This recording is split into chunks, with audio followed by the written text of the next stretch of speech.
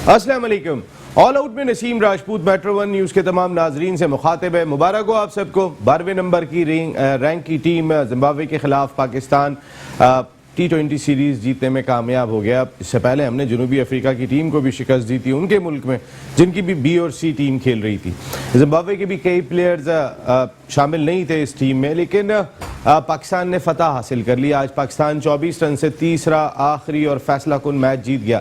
लेकिन कई सारे सवालात इस सीरीज़ के हवाले से भी हैं कि 12वें रैंक की टीम तीनों मैचों में हमें आंखें दिखाए, तीनों मैचों में जो है वो इस पोजीशन में आ जाए कि वो मैच जीत सकती है। एक तो मैच वो जीत के भी चले गए, बाकी 2 मैच ऐसे थे कि जिसमें वो इस पोजीशन में आ गए थे कि वो मैच जीत जाए। ये बहुत ही एक इम्पॉर्टेंट फैक्टर है। अगर आप देखें कहीं ना कहीं हमारी तैयारियों के हवाले से कि हमारी तैयारियां क्या हैं, इस साल हमने वर्ल्ड T20 खेलना है, ये कह कर भी हम थक गए, लेकिन हमारी तैयारियां हैं क्या? आप देख सकते हैं कि आज भी ऐसा लग रहा है कि हम फेयरलेस क्रिकेट नहीं खेल रहे। आज भी हम खुद को बचाने के लिए खेल रहे थे। पाकिस्तान टीम ने आज 3 विकेटों के नुकसान पर 165 रन स्कोर किए। पाकिस्तान की दूसरी विकेट 19.3 ओवर में गिरती है जब स्कोर 161 है। जिस टीम की दूसरी विकेट जाके 20वें ओवर में गिर रही हो वो कम से कम 190-200 के करीब जरूर होती है, लेकिन हम सिर्फ इतना स्कोर करना चाहते थे कि कहीं जिम्बाब्वे जो है वो जल्दी आउट ना हो जाए कहीं दोबारा से, और जिम्बाब्वे जो है वो हमें मुश्किलात में डाल दे। हम इतना स्कोर कर लें कि किसी तरीके से जिम्बाब्वे वहां तक ना पहुंच पाए। 165 रन जिम्बाब्वे के लिए इतने मुश्किल नहीं लग रहे थे, क्योंकि 102 रन उन्होंने स्कोर कर लिए थे 13.2 ओवर में सिर्फ 1 विकेट के नुकसान पर। वो मैच जीतने के लिए उस वक्त भी जा रहे थे, वहां उनका इनएक्सपीरियंस था कि जिसकी वजह से वो मैच नहीं जीत सके। तो ये हमारी तैयारियां हैं। अगर यही हमारी तैयारियां हैं तो फिर अल्लाह ही हाफिज है। पाकिस्तान क्रिकेट का ना स्टार दिखाई दे रहे हैं, ना बैटिंग ऑर्डर में जिस तरीके का शफल दिखाई दे रहा है, समझ में नहीं आ रहा। शर्जील ओपनर आ जाते हैं, शर्जील चले जाते हैं, फ़खर जमान ओपन करते ही नहीं है जो बेसिकली ओपनर है। बाबर, रिजवान, इन दोनों के गिर्द पाकिस्तान की बैटिंग घूम रही है। लेकिन क्या ये दोनों, रिजवान बहुत अच्छा खेल रहे हैं, मैन ऑफ द सीरीज भी बने, 91 रन आज उन्होंने 60 गेंदों पर स्कोर किए। लेकिन दूसरी जानिब बाबर ने ऐसा लगा कि कप्तानी का एक प्रेशर उन पर है। 52 रन जो उन्होंने बनाए हैं और वो आउट हो रहे हैं आखिरी ओवर में 113 के स्ट्राइक रेट से बैटिंग कर रहे हैं, यानी इतने दब के वो बैटिंग कर रहे हैं, खुल के बैटिंग नहीं कर रहे कहीं ना कहीं। ठीक है, पिचेस साउथ अफ्रीका की तरह नहीं होंगी, लेकिन इतनी भी बुरी पिचेस नहीं है कि आपकी सारी बैटिंग पीछे बैठी हो और आप 165 रन बना के जा रहे हो पहले बैटिंग करने के बाद। इसका मकसद है आप फेयरलेस क्रिकेट नहीं खेल रहे, आप खौफजदा क्रिकेट खेल रहे हैं। कहीं हार गए तो फिर क्या होगा, कौन पूछेगा, किसको जवाब देंगे? अगर यही सोचते रह जाएंगे तो फिर आप शायद तैयारी ना कर सके। और फिर सबसे बड़ी चीज़ ये कि आप सच्चाई से तो फैसले करें ना। आपने डाला ना सरफराज को, एक डेप्थ मौजूद थी बैटिंग में। हफीज़ तो बैटिंग करने ही नहीं आए यहाँ पर, फ़खर जमान बैटिंग करने के लिए आए तो वो बॉल नहीं खेल सके। तो आपने इस तरह की बैटिंग की है कि किसी तरीके से हमने विकेटें नहीं गिरने देनी है। डर डर के क्रिकेट ना खेलें, बहादुर बन के क्रिकेट खेलें। अगर जिम्बाब्वे के खिलाफ भी बहादुर नहीं बनेंगे तो फिर आप किसके खिलाफ बहादुर बनेंगे? एनीवे, एक बड़ा हंगामा होने से बच गया कि पाकिस्तान क्रिकेट टीम जो है वो जिम्बाब्वे के खिलाफ सीरीज जीत गई। पाकिस्तान सुपर लीग के हवाले से भी अच्छी खबर यह है कि आइंदा हफ्ते रिप्लेसमेंट ड्राफ्ट हो रहा है, क्योंकि इंग्लैंड के प्लेयर्स तो अवेलेबल होंगे ही नहीं और कई ममालिक की सीरीज भी हैं इस दौरान में। कई सारे प्लेयर्स ऐसे हैं कि जो IPL मुकम्मल होने के बाद पहुंचेंगे, लेकिन कई नाम दिखाई दे रहे हैं। मार्टिन गप्टिल का नाम भी इसमें दिखाई दे रहा है, वो भी जो है वो शामिल हो सकते हैं। इसके साथ साथ शकीबुल हसन का नाम, तमीम इकबाल का नाम, मॉर्कल का नाम, कई सारे नाम जो है वो दिखाई दे रहे हैं जो PSL के रिप्लेसमेंट ड्राफ्ट पर मौजूद हैं। पाकिस्तान क्रिकेट की इन हालात पर सोचने में मजबूर कर दिया कि स्टार हमें दिखाई नहीं दे रहे हैं, बहुत सारी चीज़ें दिखाई नहीं दे रही। लेकिन एक चीज़ जहन में आती है, हमारे मुल्क में एक ऐसा नाम मौजूद है जिसको ना नाम की ज़रूरत है, ना पैसों की ज़रूरत है, ना शोहरत की ज़रूरत है, लेकिन उसकी यूटिलाइजेशन इतनी है कि उन्हें क्रिकेट कमेटी का रुकन बनाया हुआ है। और उस क्रिकेट कमेटी का इजलास ही नहीं होता जिसके सरबरा सलीम यूसुफ साहब हैं, उससे पहले वसीम खान साहब खुद थे, उससे पहले मोहसिन हसन खान साहब थे। उसका इजलास ही नहीं होता। तो पूछगछ करने वाला कौन है? वसीम खान। अगर इन खान की जगह पे अकरम लग जाए, कोई पूछगछ करने वाला कोई ऐसा नाम लग जाए कि जिसकी वर्ल्ड वाइड कोई एक क्रेडिबिलिटी है। मैं एग्जाम्पल देता हूँ आपको। 2015 में भारत ने रवि शास्त्री को डायरेक्टर क्रिकेट रखा था और उसके बाद भारतीय क्रिकेट को देखें आप, एंड्रयू स्ट्रॉस को भी 2015 वर्ल्ड कप में जब डिबेकल हुआ था तो फिर रखा था इंग्लैंड क्रिकेट बोर्ड ने डायरेक्टर क्रिकेट। उसके बाद 2018 में एशले जायज ने उनकी जगह ले ली थी, लेकिन एक शख्स को जवाब दे थे, कप्तान, कोच, मैनेजर, चाहे आपकी डोमेस्टिक क्रिकेट हो चाहे तमाम क्रिकेट हो, उसके बाद कहीं ना कहीं हमने रिजल्ट देखे उस जगह पे। तो हमारे पास अगर वसीम अकरम की हम बात करते हैं कि उनकी कोई यूटिलाइजेशन प्रॉपर तौर पे हो जाए, क्या नहीं लगाया जा सकता है यहाँ पर? मेरा एक सवाल है ये, जो मैं अपने मेहमानों से भी पूछूंगा। हमारे साथ गुफ्तगू के लिए मौजूद है फॉर्मर इंटरनेशनल क्रिकेटर, अपने वक्त के ज़बरदस्त मिडिल ऑर्डर बैट्समैन। अगर इस दौर में जो मिडिल ऑर्डर बैटिंग दी, इनको खेलने का ही एक मौका मिला, वरना अगर ये वाली जो मिडिल ऑर्डर बैटिंग हो रही है, हो सकता है कि ये पता नहीं कितने मैचेस खेल के पाकिस्तान की फतवात में अपना किरदार अदा कर रहे होते। Cricket analyst, commentator Mahmood Hamid sahab, thank you very much Mahmood bhai, बहुत बहुत शुक्रिया आपकी आमद का। उनके साथ हमारे साथ गुफ्तगू के लिए मौजूद है पाकिस्तान के first class cricketer, national airline की नुमाइंदगी की महमूद हामिद की तरह इन्होंने भी ज़बरदस्त किस्म के ऑलराउंडर हैं, left arm spinner, cricket analyst के तौर पर भी आप उन्हें सुनते रहते हैं, राफे सफदर साहब, thank you very much Rafe, बहुत बहुत शुक्रिया आपका। और उनके साथ हमें ज्वाइन किया है, ये वो बॉलर है कि जिन्होंने पाकिस्तान का कैंप भी अटेंड किया। ऑफ स्पिनर सकलैन मुश्ताक के बाद हमें कोई प्रॉपर सईद अजमल की सूरत में मिला, फिर सईद अजमल के बाद हमें ऑफ स्पिनर नहीं मिला, लेकिन उसके बाद एक्शन चेक होना शुरू हो गए थे, जिसकी वजह से दूसरा प्रॉपर तौर पे नहीं हो पा रहा था। लेकिन ये बॉलर भी ऐसे थे जो नॉक करते हुए दिखाई दिए थे पाकिस्तान क्रिकेट के दरवाजे पर। First class cricketer, farmer first class cricketer Irfan Uddin, thank you very much Irfan साहब, आपकी आमद का बहुत बहुत शुक्रिया। महमूद भाई, मैं जीत पर तो बात करूंगा, लेकिन ये जो तैयारियां दिखाई दे रही हैं कि हम जिम्बाब्वे के खिलाफ भी फेयरलेस क्रिकेट नहीं खेल रहे। अगर मैं बात करूं कि हम जो है वो 165 रन बना रहे हैं, हमारी दूसरी विकेट 19.3 ओवर्स में गिर रही है, ये कैसी क्रिकेट खेल रहे हैं हम? थैंक यू नसीम, वैसे आपने तो सारी चीज़ें बताई दी हैं, अब उसको हम किस तरह करें। बात यह है कि एब्सोल्युटली कि अगेंस्ट अगर जिम्बाब्वे और हमारे सामने जो है इस वक्त वर्ल्ड T20 सामने खड़ा है और हमारी क्या तैयारी है। और मुझे आज बड़ा अफसोस हुआ जब मैं बैटिंग देख रहा था पाकिस्तान की कि ओवर्स निकलते जा रहे थे, स्ट्राइक रेट आपका बढ़ नहीं रहा था। एज ए कैप्टन अगर आप अपनी, मेरे ख्याल से रिकॉर्ड्स के लिए खेल रहे हैं कि मैं कितनी 50यां बनाऊं, नंबर 1 पे रहूं, क्या है, और आपने 50 रन किए कि कौन से ओवर में आप आउट होते हैं, आपकी पूरी बैटिंग पीछे पड़ी हुई है। यहाँ पर तो आपने जब आपने स्टैंड मिल गया था, यू गो फॉर द 190 और 200 प्लस रन, ये आपको प्रैक्टिस करनी चाहिए। चाहे फिर जब आपको ये प्रैक्टिस होगी तो जब आपके खिलाफ अच्छी टीमें आएंगी तो देन आपका माइंड सेट उसी तरह चलेगा।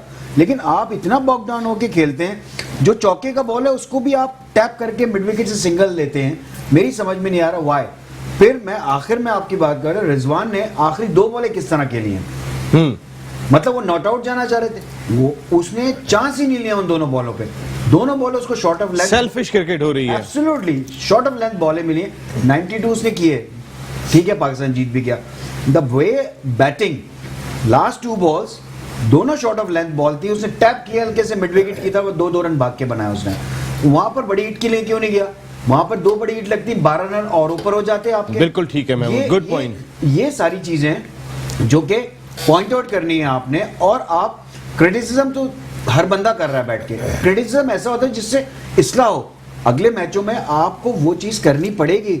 जब आप बड़े मैचेस में जाएंगे तो वो आपको टीमें जो है वो आपको चांस नहीं देंगी। इस तरह आपकी पूरी बैटिंग लाइन पीछे पड़ी हुई है। फखर आता है, वो पहली बॉल पे चांस लेता है एंड देन गॉट आउट। उसको अपनी विकेट की परवाह नहीं थी, वो भी नॉट आउट जा सकता था, वो टीम के लिए खेल रहा है। एब्सोल्युटली।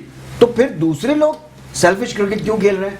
ये सारी चीजें हैं जो मैं कहीं रिजवान को ये खौफ तो नहीं है कि टीम में शर्जील भी मौजूद हैं, फखर भी मौजूद हैं, और जाहिर है अगर टॉप पे बैटिंग करते हैं तो आपको बॉलें ज्यादा मिल जाती हैं खेलने के लिए, फील्ड भी अंदर होती है, इस मौके को कौन छोड़ेगा।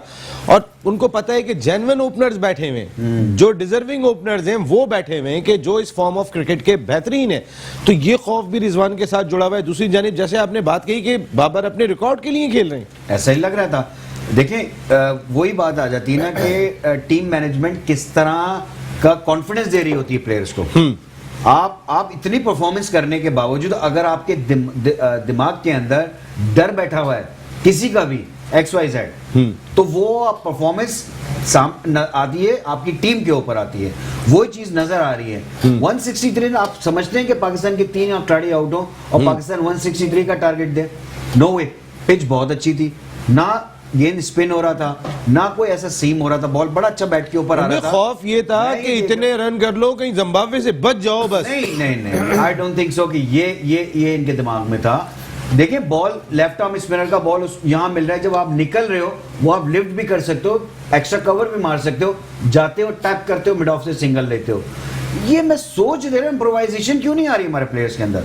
एंड के ओवर में आके उसने 19वें ओवर में रिजवान ने शॉट्स खेले, एक चौका मिला उसको और एक छक्का मिला जो कि उसने स्क्वायर के ऊपर से मारा, ठीक है।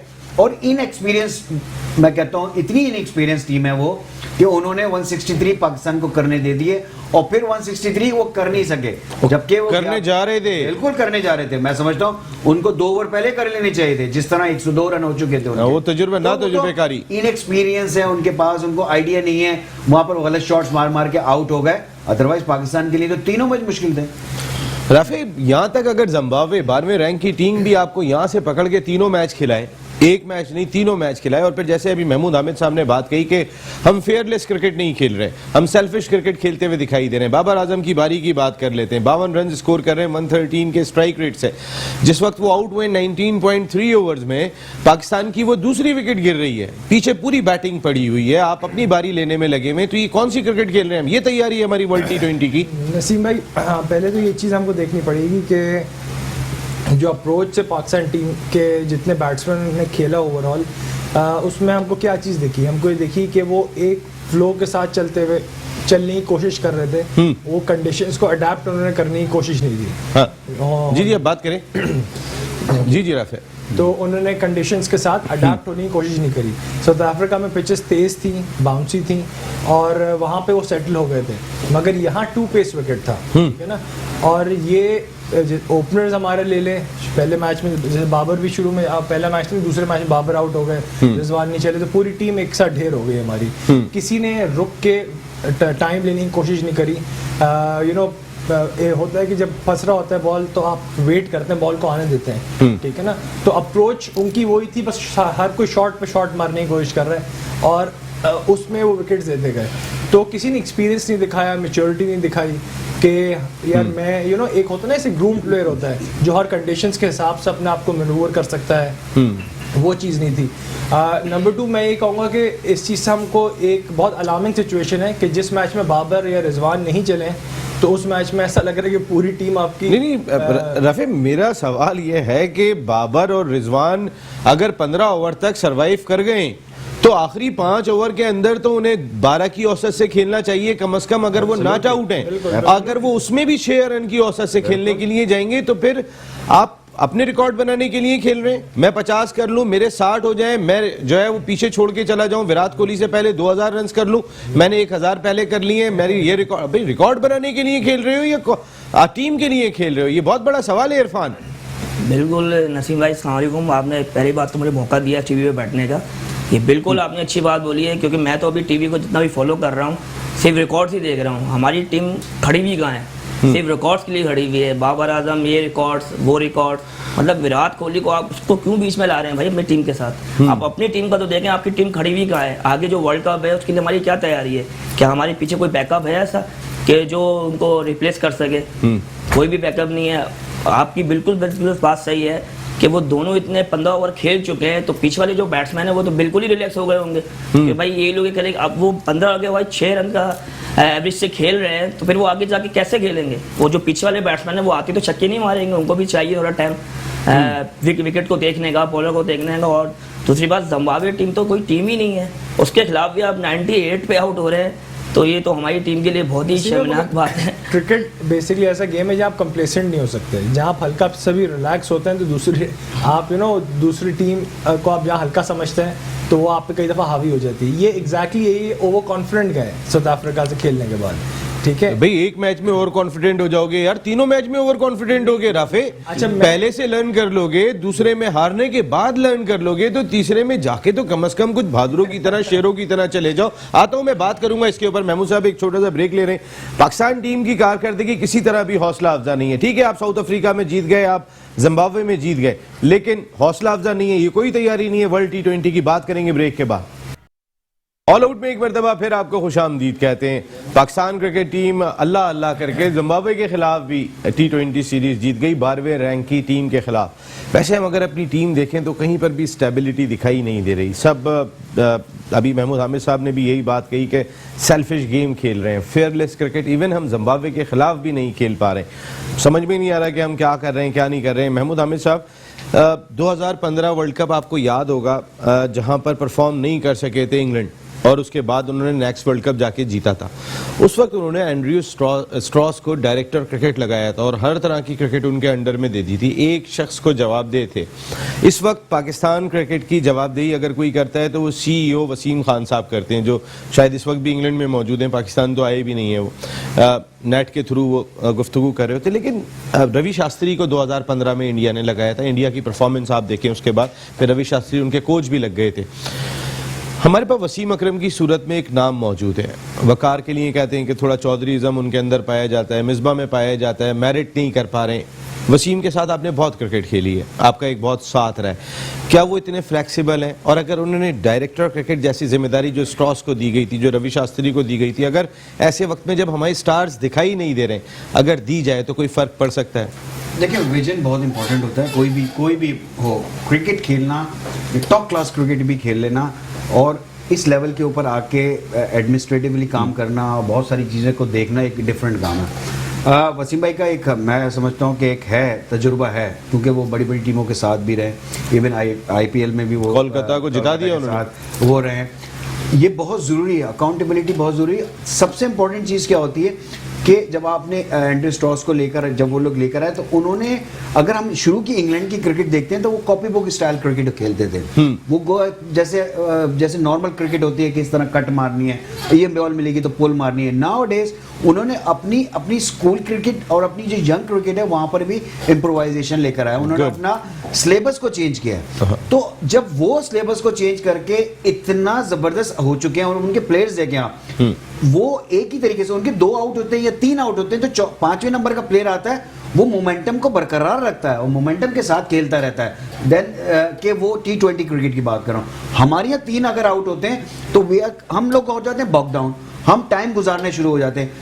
T20 क्रिकेट में 3 से 4 ओवर गुजरे नहीं, मैच यूं करके चेंज होता है। तो हमें ये चीज को इम्प्रोवाइजेशन करनी है, हमें ऐसे लोगों को लेकर आना है। अब आपको मैं छोटी सी मिसाल देता हूँ, आसिफ अली, आप खिला रहे हैं आसिफ अली को, पहला अगर वो आउट होता है जो पाकिस्तान साउथ अफ्रीका में आउट होता है, वो पुल मारने जाता है, बॉल तेज आता है, देन उसके हिट लगती है, वो कैच आउट होता है इधर मिड ऑफ पे। अभी जिम्बाब्वे के against similar type of ball, थोड़ा सा बैक ऑफ लेग बॉल था, वहीं जाता है और यहाँ लगता है और वो कवर पे चला जाता है। इट मींस उसका तो फेलियर है और जो काम उसके साथ कर रहा है उसका बड़ा, उससे बड़ा फेलियर है। तो मैं समझता हूं कि एक प्लेयर अपनी गलतियों से अगर नहीं सीख रहा और वो बार बार वही गलती कर रहा है तो उसकी जगह नहीं है पाकिस्तान टीम के अंदर। और उस कोच को जो उसके साथ काम कर रहा है, वो क्या काम कर रहा है फिर उसके साथ, इट मींस कि वो काम नहीं कर पा रहा उसके साथ, वो उसको सही नहीं कर पा रहा, उसका मेंटल अप्रोच नहीं, बड़ा प्लेयर होना और सिखाना मुख्तलिफ है। क्योंकि महमूद हामिद साहब अगर बात करते हैं तो अगर आप शुरू में उठा के देखें, इमरान खान साहब, जावेद मियादाद साहब, ये प्लेयर बनाना जानते थे। एक लाइन उन्होंने दे दी थी आप 1992 वर्ल्ड कप में। देन वसीम अकरम ने भी एक लाइन दी थी, जो उसके बाद प्लेयर बनाना एक आर्ट है जो बहुत बड़ी चीज दिखाई देती है। मैं आता हूं, अभी इस पे बात करेंगे। हमें ह्यूस्टन अमेरिका से ज्वाइन किया है शो की जान farmer first class cricketer Sajid Khan साहब ने। अस्सलाम वालेकुम साजिद भाई। वालेकुम सलाम नसीम भाई, आपको तमाम मौजूद पैनल को बहुत बहुत सलाम। वालेकुम सलाम। साजिद भाई, मुबारक हो आपको, जिम्बाब्वे के खिलाफ हम सीरीज जीत गए। मेरा सवाल यह है कि इतनी हम ना कोई फेयरलेस क्रिकेट खेल पा रहे हैं, सेल्फिश क्रिकेट खेल रहे हैं। अभी महमूद हामिद भाई ने बात कही कि बाबर आजम अपने रिकॉर्ड के लिए खेल रहे हैं, सारी विकेटें पीछे पड़ी हुई हैं और हम जो है वो 165 रन बना के जा रहे हैं। क्या किसी एक ऐसी शख्सियत, वसीम अकरम की आप बहुत बात करते हैं कि वसीम अकरम को लाओ, वसीम अकरम को डायरेक्टर क्रिकेट क्यों ना लाओ, जिस तरह एंड्रयू स्ट्रॉस को इंग्लैंड 2015 में लेकर आए थे, रवि शास्त्री को इंडिया लेकर आए थे, वो अपनी क्रिकेट को कहां लेके चले गए? आज स्टार बन ही नहीं रहे। स्कूल से लेकर हर सतह की क्रिकेट, पाकिस्तान की टॉप क्रिकेट एक शख्स के हवाले करो। आप समझते हैं ये बेहतर होगा? सर वसीम अकरम बहुत प्यारा सवाल किया, एक टॉप होस्ट के नाते, एक टॉप जर्नलिस्ट के नाते टॉप सवाल। सर वसीम अकरम का तो कोई नेमल बदल ही नहीं है, और पाकिस्तान की मॉडर्न क्रिकेट अगर बात की जाए उनसे बेहतर कोई समझ सकता, समझा नहीं सकता। तो ये पाकिस्तान के लिए अच्छी की बात है। दुनिया में जिस मुल्क ने काम किया, इंग्लैंड की बात की, इंडिया की बात की, अपने मुल्क के लिए सोचते। हमारे मुल्क में जो करता धरता है मुल्क के लिए नहीं सोचते।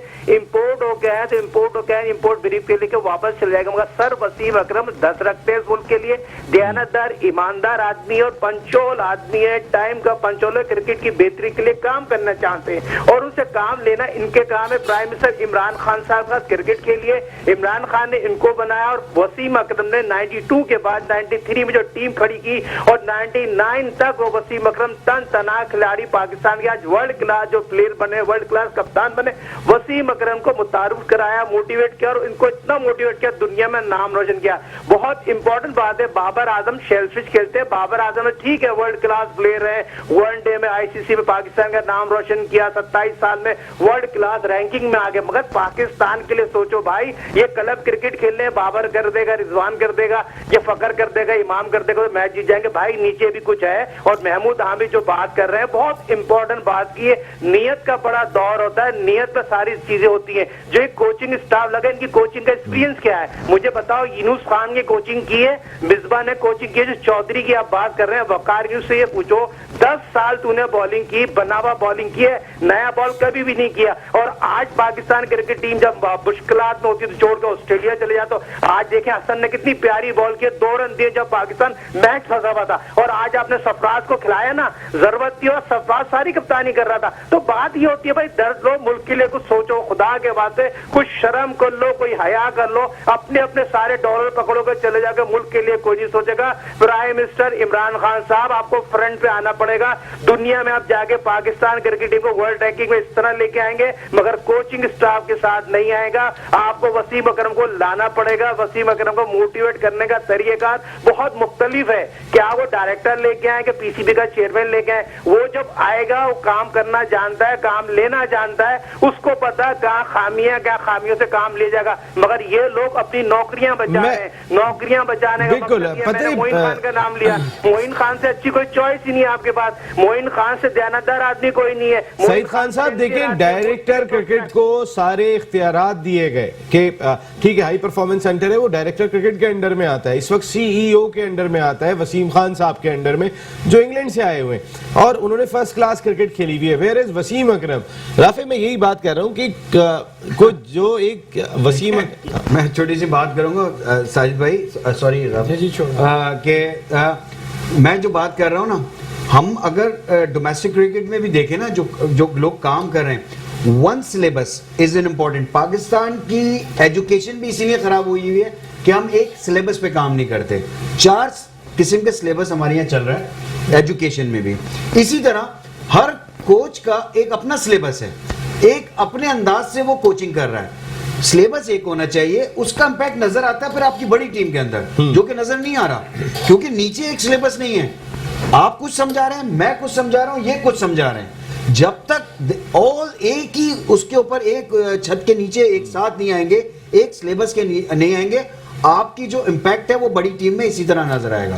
बिल्कुल। राफे क्रिकेट कमेटी एक बनी हुई है, वसीम अकरम उसके मेंबर है, सलीम यूसुफ उसके चेयरमैन है, उसका इजलास ही नहीं होता। उसके अंदर कोई डेंटिस्ट है, कोई कुछ है, आपने सब लोग सबको वहां पे रखा हुआ है। कहने का मकसद सिर्फ इतना सा है कि एक नाम रखो, वो चेयरमैन को जवाब दो, चेयरमैन पैटर्न को जवाब दो और उसके अंडर में सारी क्रिकेट दो। नदीम खान साहब ठीक है हाई परफॉर्मेंस सेंटर देख रहे हैं, आप भी डायरेक्टर क्रिकेट को जवाब दें, नेशनल टीम के तमाम कोचेस भी जवाब दें। यानी कि चाहे स्कूल क्रिकेट से लेकर टॉप क्रिकेट तक अगर एक आदमी सिर्फ उसको जवाब दे हो चेयरमैन क्रिकेट बोर्ड को। अभी वसीम खान और वसीम अकरम बहुत बड़ा फर्क है। सर देखिए, फ़र्क तो नसीम भाई लाजमी है और ये बात ये देखिए, कोई ऑर्गेनाइजेशन होती है ना, कोई कंपनी बनती है, तो ये नहीं होता कि जो ऊपर सबसे सीईओ है वही पूरी चीज़ रन कर रहा है, रन करता है मगर एक सिस्टम सेट करता है, उसमें अकाउंटेबिलिटी होती है, डेलीगेशन होती है कि किसकी जिम्मेदारी क्या चीज़ है, ठीक है ना, कौन किसको जवाबदेह है, ये पूरा एक सिस्टम सेट क्रिएट किया जाता है, ठीक है ना। दुनिया में ऐसी ऐसी कंपनी हज़ारों बंदा एक कंपनी में काम कर रहा है, तो आप क्या ख्याल है जो ओनर है, ये सीईओ है और डायरेक्टर है, वो पूरे वक्त उनके ऊपर बैठ रहता है? ऐसा नहीं होता, ठीक है ना। बात ये कि पीसीबी में लोग तैनात तो शायद किए गए हुए हैं मगर उनके रोल्स प्रॉपर्ली डिफाइंड नहीं है, ठीक है। सिर्फ एक जो अच्छी चीज़ लगी रिसेंटली, वो मोहम्मद यूसुफ को जब से इन्होंने हाई परफॉर्मेंस सेंटर में डाला है, वो दिखते हैं काम करते हुए प्लेयर्स के साथ। रफी, मैं ये नहीं कह रहा हूँ कि आप एचआर का ओहदा भी वसीम अकरम को दे दें, आप डायरेक्ट मार्केटिंग का भी वसीम अकरम को संभाल दें, आप विजिलेंस का भी वसीम अकरम। मैं सिर्फ क्रिकेट की बात कर रहा हूँ, स्पेसिफिक क्रिकेट कर रहा हूँ। डोमेस्टिक आपने इन्होंने 2.5-3 साल हो गए जब से गवर्नमेंट आई थी, नहीं इन्होंने कहा जी कि हम डोमेस्टिक क्रिकेट को, क्लब क्रिकेट को ऐसा उस फॉर्मेट पे ले आएंगे कि जहां से हम डायरेक्टली फर्स्ट क्लास टीम में प्लेयर उठा के लेके, आज तक शुरू नहीं हो पा रही, नहीं हुआ, ठीक है ना। 5 साल कहाँ सीईओ की सुन रहे थे, कोई आ रहे हैं। ये है कि सिस्टम क्रिएट नहीं किया। देखिए बात करना आसान है मगर वो सिस्टम को इम्प्लीमेंट करना एक बिल्कुल डिफरेंट चीज होती है, ठीक है। आपने डिस्ट्रिक्ट रीजनल क्रिकेट खत्म कर दी, अब वही 3 साल बाद फिर डिस्ट्रिक्ट पे आप वापस आ गए, वहां से सिंध को आप प्लेयर देंगे। पूरे पाकिस्तान में 6 टीमें हैं, बात ये पूरा एक अलग टॉपिक हो जाता है, मगर 16 से आप 6 टीम पे लिया, आप 12 टीमों की भी जवाबदेही एक आदमी से लें, उनके 6 कोचेज हैं, वो एक आदमी को जवाब दे, और उसका सिलेबस जो महमूद भाई ने बात की सेम उन 6 के पास। पाकिस्तान टीम के सिलेक्टर्स किसी फर्स्ट क्लास मैच में जो मेन ग्राउंड्स के अलावा कहीं आज तक देखें, मैं तो 5 साल 6 साल पीआई के साथ रहा हूं, मैंने तो हार्डली किसी सिलेक्टर, करंट सिलेक्टर को मेन कोई अगर अब तो सिलेक्टर वही है, कोच ही है ना, अब तो कोच ही सिलेक्टर है, वो तो डिफरेंट चीज। मैं जनरली बात कह रहा हूँ कि आपको नहीं दिखता था कि सिलेक्टर्स घूमते फिर रहे हैं इस ग्राउंड पे उस ग्राउंड पे, तो ये जैसे मैं अभी एनसी में काम हो रहा है, एक प्लेयर ड्रॉप होता है, ड्रॉप होने के बाद वापस आता है, ठीक है, क्या वो क्यों ड्रॉप हुआ था, किस बेस पे ड्रॉप हुआ था, क्या खामियां थी उसके अंदर, वो एनसीए में आया, वहां पर उसने अपना वो खत्म किया, अब तो साउथ अफ्रीका जा रहे हैं,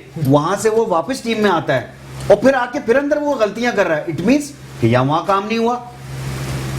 आप मुझे बताएं ना। नहीं, अब तो एनसीए तो छोड़े, अब तो साउथ अफ्रीका जा रहे हैं। शान मसूद साउथ अफ्रीका में जाके जो है वो ट्रेनिंग कर रहे हैं कि भाई गैरी क्रिस्टन के साथ के नहीं, तो फिर यहाँ पर हम क्या करेंगे, यहाँ पर जो हमने, ये एक बहुत बड़ा सवाल है, बहुत बड़ा सवाल है। महमूद भाई की मैं बात सेकंड करता हूँ, महमूद भाई बिल्कुल बात सही बोली है कि भाई जब प्लेयर ड्रॉप हो रहा है तो वो उसको फिर कहाँ सही कर रहे हैं। ये अभी आप देखें असद शफीक किधर है, पहले तो उसको बोला जा रहा था कि वो बहुत बड़ा और बताए ये बन जाएगा वो बन जाएगा, उसने एक सीजन में परफॉर्म नहीं किया, उसके बाद तो डोमेस्टिक में तो परफॉर्म किया ना, 2-3 सेंचुरी उसने, उसको वापस आना चाहिए था टीम में, अब वो गायब है, अब गायब है तो वो है कहाँ। वहाँ अजहर अली के लिए क्राइटेरिया डिफरेंट है, असद शफीक के लिए मुख्तलिफ है। अजहर अली 2 सीजन में फेल हुआ है और लास्ट उसने एक इंग्लैंड के खिलाफ सेंचुरी करी है, उसके बाद वो फिर दोबारा टीम में। नसीम भाई असद शफीक के साथ ऐसा क्यों है, ये बड़ा सवाल है। एक और फिगर की बात देखें, वर्ल्ड कप सामने है, अभी सबसे जो अर्जेंट हमको स्टेप्स लेने हैं वो अपनी बैटिंग को फिक्स करने में लेने हैं। बॉलिंग तो एक अलग ही एक सिलसिला चल रहा है उसमें, ठीक है। मुझे आप ये बताइए कि महमूद भाई से भी मैं पूछूंगा इस बारे में कि आप जहां ग्लेन मैक्सवेल को देख लें, उन प्लेयर्स को देख लें जिनका वज़ो कता जसामत हमारे प्लेयर से मिलती जुलती है। मैं क्रिस गेल की बात नहीं कर रहा, पोलार्ड की बात नहीं, वो कंपैरिजन सूटेबल नहीं है, ठीक है। तो हमें ऐसे प्लेयर क्यों नहीं मिल पा रहे जिनकी पावर, देखें अब दानिश अजीज एक बहुत अच्छी एग्जांपल है, हमारे डोमेस्टिक से निकल के आया ना, पीएसएल में 1-2 मैच में परफॉर्म किया, T20 में किया, वो आए। आपने अगर ये देखा कि वो सिर्फ मुंह की बॉल ढूंढते रहे पूरे मैच में, चारों मैचेस में उनको एक मुंह का बॉल नहीं मिला, उन्होंने एक भी छक्का नहीं मार सके वो, मतलब एक भी कनेक्शन पक्का नहीं था, छक्का चौका तो आप छोड़ दें। मुझे अफसोस हुआ कि दानिश को हम क्लब क्रिकेट बहुत साथ खेले हैं, सालों से खेलते आ रहे हैं, he is a very clean striker of the ball, but अब इस बार क्या एक चीज आइडेंटिफाई हुई कि जी उनको क्लब क्रिकेट में फेयरलेस क्रिकेट नहीं खेल रहे हैं सर, टीम मैनेजमेंट खिलाड़ियों से खौफ खत्म नहीं कर पा रही। खाली फेयरलेस की बात नहीं है, बात टेक्निक की है, उनकी जो माइंडसेट है या उनकी जो कैपेबिलिटी डेवलप हुई हुई है, स्किल, वो खाली मुंह की बॉल पिक करने पे है। वो मैक्सवेल को देखे, वो बैकफुट पे जाके जगह बना के कवर के ऊपर से मार देता है या पुल मार देता है, आगे का बॉल खींच के रिवर्स स्वीप मार देता है, मतलब ऐसे यूं मार रहे हैं वही छक्के आजकल। इस तरह के जो प्लेयर्स हैं हमारे में, वो वर्सेटाइल प्लेयर्स नहीं, उनके पास वही बने हुए शॉट्स हैं बस, कि यार मैक्सिमम स्वीप मार देंगे, ये मुंह का बॉल आएगा तो आगे से खेल देंगे। बात ये डेवलपमेंट नहीं हो रही है, हमको ऐसे प्लेयर चाहिए जो इनके ऊपर काम कर सके। थैंक यू राफी, सॉरी यार बात काट रहा हूँ। देखें नसीम भाई, ऊपर जो क्रिकेट हो रही है हमारी, जो डोमेस्टिक होती है, जब इंटरनेशनल से वो नीचे आता है तो वो उसको उन बॉलरों को, अच्छे बॉलरों को खेल के आ रहा होता है, तो वो नीचे वाले में वो जैसे चाहे वो खेलता है। मगर जब ऊपर जो क्रिकेट में जाता है ना, तो वो जहाँ अच्छा खेल रहा है, आपने देखोगे 4-4 5-5 लैपटॉप लगे हुए होते हैं, वो अच्छे प्लेयर भी लगे हुए होते हैं। जब वो प्लेयर परफॉर्म करता है, कहीं फंस रहा होता है, उसको फौरन वो पिक करते हैं। नहीं, यूनुस खान भी तो नोटबुक लेके बैठे हुए हैं, जिम्बाब्वे की बैटिंग में भी लिख रहे होते हैं कि दूसरी टीम तो हमारे प्लेयर को पकड़ लेती है, वो नेक्स्ट मैच में वो वैसे ही आउट हो रहा है। मगर हमारी जो कोचिंग स्टाफ है वो क्या कर रहा है, वो इन प्लेयरों को क्यों नहीं पकड़ता, या वो उन प्लेयरों को, हमारे जो बॉलर्स उनको क्यों प्लान नहीं देता कि भाई तुमने इसको यहाँ बॉल करनी है, इसको यहाँ फंसाना है। यही बात महमूद भाई की वहां पे आ जाती है। बहुत अच्छी बात है साजिद भाई, जो वन सिलेबस की बात की, इरफान ने भी यही बात की कि हम कंफ्यूज हैं। एक बैट्समैन को मैं कुछ बता रहा हूं, ये कुछ बता रहे हैं, ये कुछ बता रहे हैं, हमारे पास एक प्रॉपर प्लान नहीं है कि भाई देखो आपकी इम्प्रोवाइजेशन आपको आनी चाहिए मॉडर्न डे क्रिकेट में। आप 165 कैसे करके गए, ये सवाल पूछा जाना चाहिए कि आप जिम्बाब्वे के खिलाफ भी 165 कर रहे हैं। कोई एक शख्सियत तो ऐसी हो ना कि जिसको लाके बिठाओ। आप जावेद मियादाद बड़ा नाम है, कई मरतबा आप ट्राई कर चुके हैं, हमने वसीम अकरम को अब तक यूज नहीं किया उस तरह। देखिए बहुत इंपॉर्टेंट बात है, जब वसीम अकरम, मोइन खान बेहतर चॉइस है, और पाकिस्तान के मौजूदा कोचिंग स्टाफ की अगर बात करें, शोएब मलिक या मोहम्मद आमिर जो बयान दे रहे हैं, तो ऐसे बयान नहीं दे रहे। उनके साथ जो कराया पाकिस्तान के मिसबा की बात करूं, वकार की बात करूं, तो इन्होंने इतनी क्रिकेट खेलने के बाद जो चौधरी बना है, वो चौधरी बना खत्म। जो मोइन खान के लिए किसी ने बयान दिया आज तक किसी प्लेयर ने, जो मोइन खान भी पाकिस्तान के कोच रहे, मैनेजर रहे, वसीम अकरम भी कराची क्वेटा ग्लैडिएटर्स की परफॉर्मेंस देखे, सबसे ज्यादा मैचेस जीतने वाली टीम है पीएसएल की हिस्ट्री में, मोइन खान उसके कोच हैं।